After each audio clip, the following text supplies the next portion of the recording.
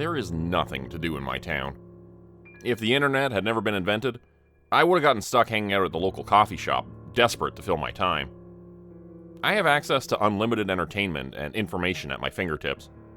And yet, I still can't find answers about what happened last summer. I'm more of an indoor person. Somehow my friend Kenny dragged me along on a camping trip with his brother and my childhood friend. We all grew up together.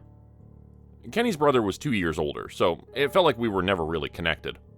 I didn't dislike him, we just didn't have anything in common. My best friend was the prettiest girl in the country, and I think she knew it. I had been in love with her since we were 13, but I'd never admitted it to her. I knew the moment I did, our relationship would change. I was scared she might reject my feelings or accept them. Just being friends suits me just fine. The only way to get me outside was if Mila was going to be there. I think Kenny and Darren knew that. I refused to go on the camping trip, and they asked Mila to come along. And they told me she would be with us. I hated how easily they played me. It was a hot day. All of us were sweating by the time we arrived at the campsite. "Can we set up the tents after?" Kenny said as he let all the bags drop from his shoulders. "No, let's get it done now or else we won't get to it on time," I told him, no matter how much I wanted to put it off. I knew him. The last trip he and his brother took, they were too lazy to set up the tents and just slept outside in their sleeping bags. They came home covered in bug bites. I didn't want a repeat of that. They both groaned and listened to me. Mila and I worked on one tent while the brothers set up the other. "There are only 2 tents," I pointed out. "We've shared tents before," she replied, not looking up. If she had, she would have seen how red my face got. At least I could blame the sunny weather for my flushed cheeks.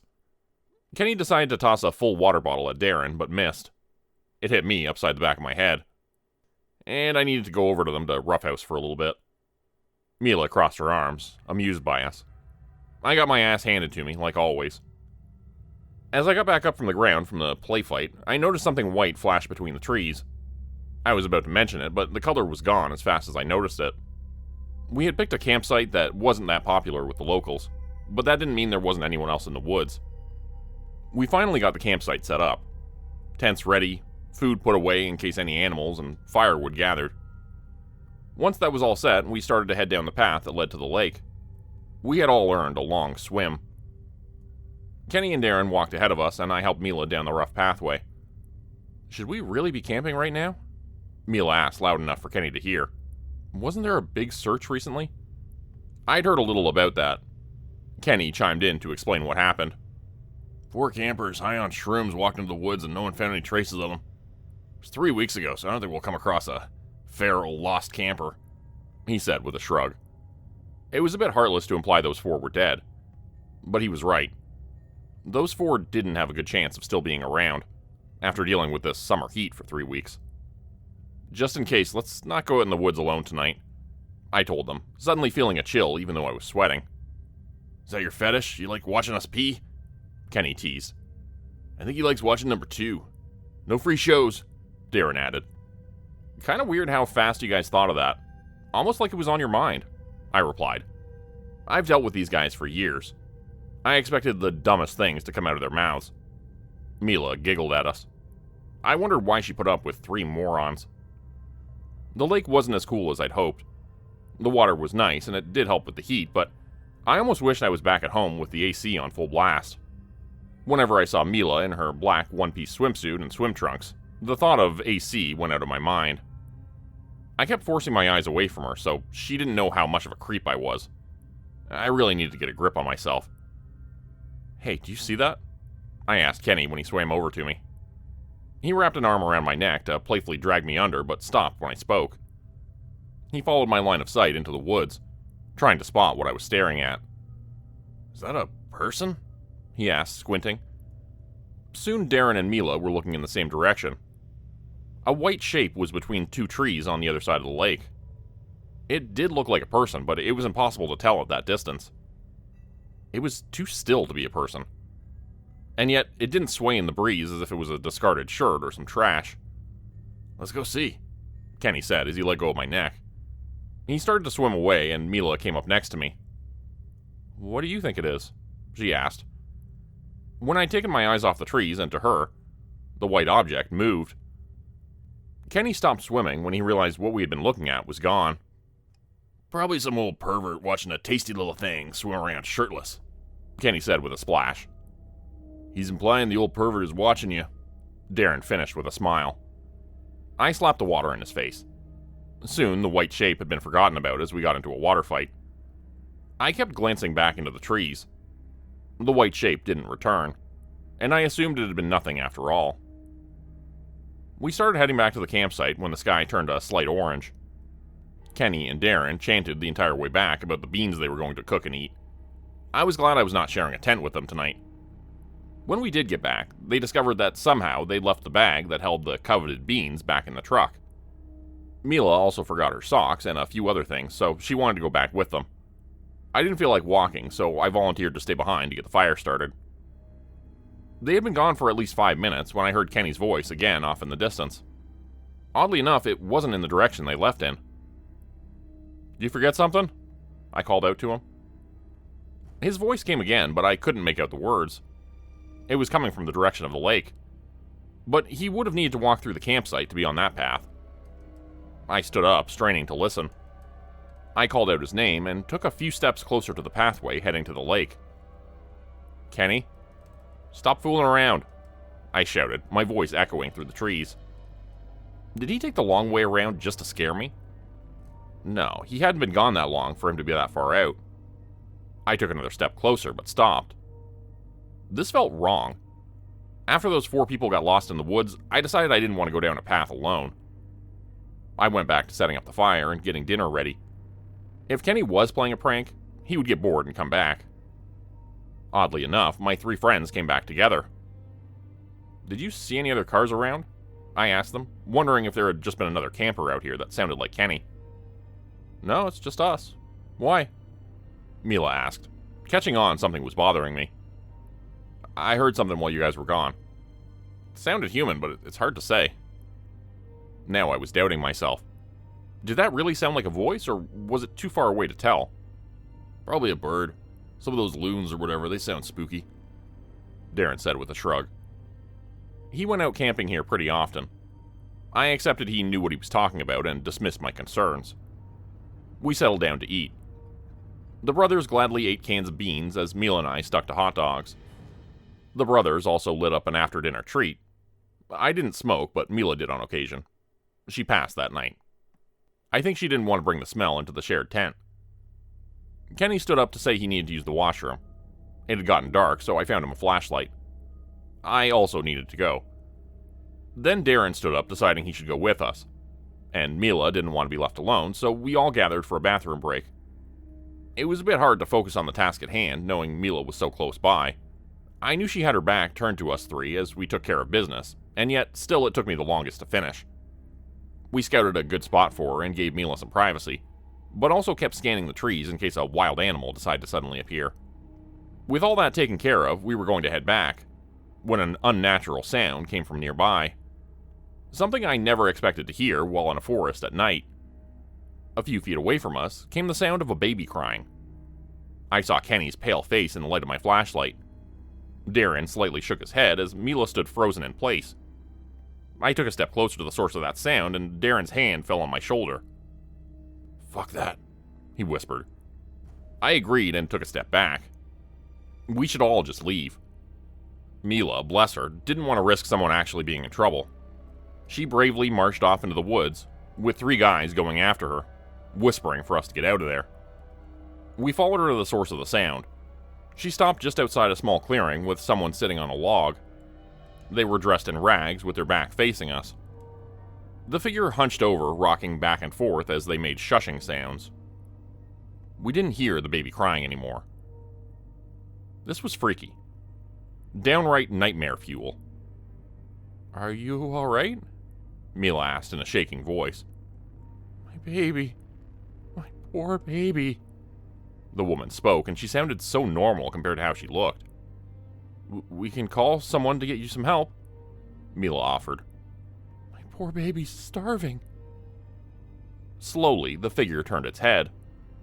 The light caught a set of gray eyes that reflected in our flashlights. Stringy, gray hair fell over a pale face.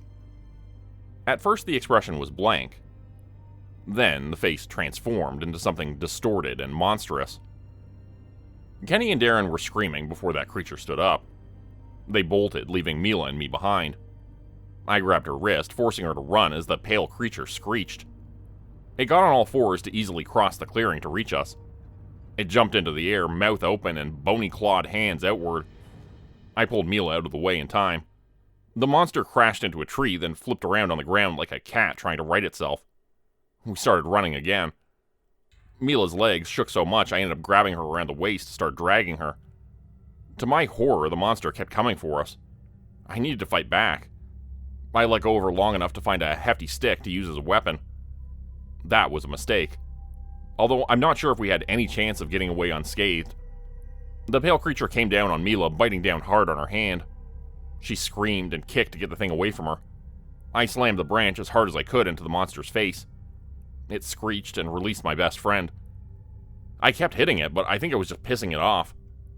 Just as it was about to go into a counterattack, a whistle came from somewhere. For some reason, the creature suddenly got on all fours, a look of distress on its face. It turned heel and darted back into the woods. To my horror, I saw another pale figure between the trees also take off running on all fours.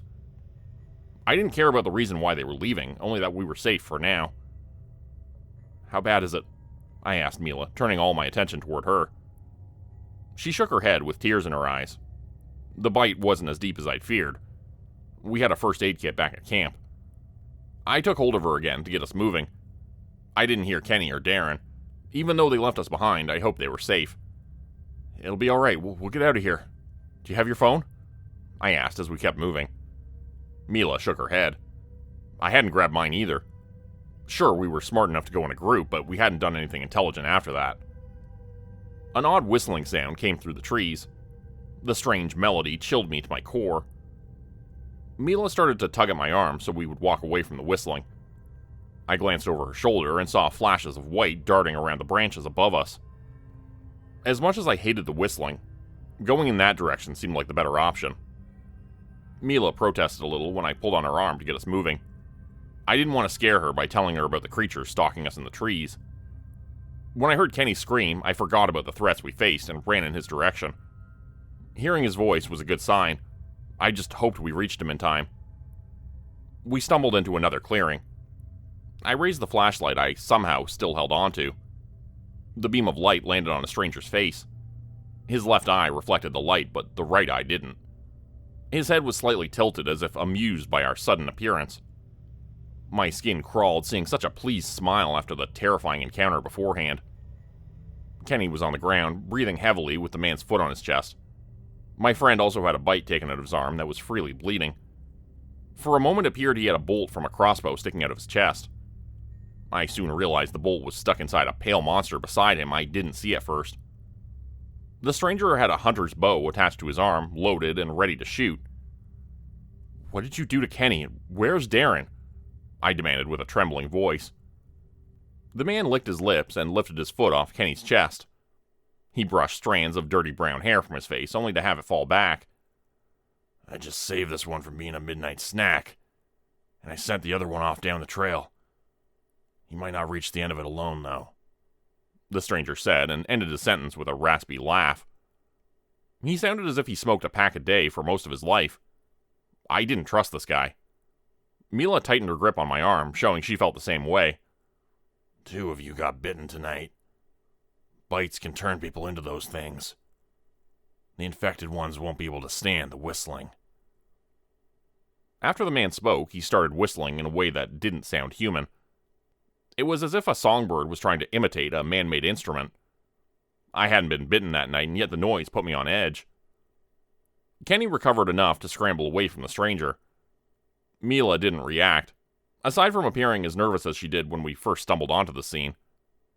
Finally, the man finished whistling and then studied us all very carefully. He raised the crossbow and rested it on his shoulder. "The trail is just past those trees. You kids better get going home." A weight had been lifted off my chest. Aside from some minor injuries and a few scares, we were free to leave. Kenny was the first to get up. His legs shook as he tried to walk towards where we had been directed. Mila and I walked past the man, feeling his eyes on us. All the stress from the night came back as he gave us an unseen, judging stare. I thought we were in the clear when a sharp whistle came again. It was so sudden I jumped. Mila did as well. I turned around to comfort her, and what I saw caused my entire world to come crumbling down. Her face changed. The person I cared for so deeply and for so long looked nothing like herself. In her shock, she dropped her mask to let a contorted version of herself show through. When she realized her cover had been blown, her mouth grew wide and was suddenly filled with countless sharp teeth. She wanted to take my head off, but a quick shot from the crossbow stopped her. A bolt went through her cheeks, shattering teeth. She screamed, thrashing around. Before the man shot her again, she ripped the bolt from her face and jumped backward. Mila landed on all fours, snarling with a bloody mouth towards us. To my horror, a ripping sound came as she sprouted massive bat wings. Her hands became claws and her face transformed into something so far from human that I almost doubted she had once been the friend I cared about. In a flash, she launched into the treetops, joining the other white creatures that watched the scene at a distance. It took me a long time to realize the stranger had started to drag me away. My brain was so numb from shock, I don't remember how long we walked on that trail or what anyone said to me most of the way back. I knew that man was whistling again. I snapped, wanting the noise to end. He stopped for a few minutes, then I realized the noise was the only thing keeping those creatures away. He playfully started back up again, as Kenny and I kept our heads forward trying to ignore the horrors in the trees. Darren was waiting for us at the end of the trail, outside the forest. A lone police officer stood next to him, face as cold as steel. We stopped in front of them, unsure what to say or how to explain ourselves. "Did you take care of the problem?" the officer asked, almost sounding annoyed. "Problems. And no. Too many of them to deal with and get these 3 out at the same time. I'm going back to see what I can do. Sure do wish I had a friend coming with me," the stranger said with a loud, over-exaggerated sigh. I found my mouth opening to offer to go back and try and save Mila, but the cop stopped me. He saw 3 scared kids who would die if they tried to fight some monsters in a dark forest. "None of that. This is our job, not theirs. Now go and do it while I take care of my duties." The man shrugged again and pulled something out of his pocket. I expected it to be a pack of cigarettes, but instead he opened a small jar of dried cinnamon sticks. He tried offering one to Kenny, who refused. I reached out to take one. Not to start chewing on it like he did, but I needed something real from that night or else my brain wouldn't believe what happened. "This one is still bitten. Do you have anything for him?" the officer asked, and the stranger shook his head. Without warning, the cop pulled out a packaged syringe with some sort of clear mystery liquid inside. Kenny didn't protest the shot. The officer then reached into his back pocket to pull out 3 folded pieces of paper. "Sign these statements. The story is your friend got up in the middle of the night and got lost. We'll search for her tomorrow," the cop said and handed us a sheet of paper. Darren looked disgusted, but he signed his name. Kenny needed some prodding to do the same. I refused, and it made the officer glare daggers in my direction. "What if I tell a different story?" I threatened, ready to face whatever retaliation that might happen. "You could. I'd say it would be best for you mentally to get the real story out. But no one will believe you. As it is, people are going to assume you 3 did something to that girl. Don't make it harder on yourself," the stranger said as he rolled the cinnamon around between his teeth. I hated him. I hated myself, and I hated what happened. I signed the paper, and then the officer told us to get inside his car so he could take us to the station. He made us repeat the same fake story a few dozen times. As we drove off, I looked out the back window to see the stranger giving us a sarcastic wave, and I saw the lights of the car, being reflected by so many eyes watching in the trees. There was a search for Mila, but nothing turned up. People have whispered about what happened. None of it is even close to the truth. Kenny and Darren started to stay inside and away from accusing stares. I've heard they're not as close as they were before. I've started saving up as much money as I can to move away. There's nothing left for me in this place aside from bad memories. I don't know if that man hunted down all the monsters lurking in the woods and Deep down, I hope he didn't kill the thing Mila turned into. Twisted or not, I wanted a part of her to live on, no matter how selfish it was. I need to leave this place. I found myself wanting to go back to those woods to try to find her, and that desire scared me. The real Mila would want me to live. And that is what I'm going to try to do. Become a channel member today for early access, bonus videos, and special emojis only available to members. Check out the description below or click the join button for more info. If you'd like another way to help support the channel, please consider joining my Patreon page at patreon.com/JordanGroupeHorror. As a patron, you'll get access to bonus videos and content. You'll be credited at the end of every video going forward, and if you decide to stay for 3 months, I'll name a character after you which will be featured in a Hollow's End story. Links to join the Patreon are in the description. Thanks everyone for listening. Please like, subscribe, and comment to help the channel continue to grow. And see you again next time at 4 p.m. Eastern Standard Time. Hope you have a great night.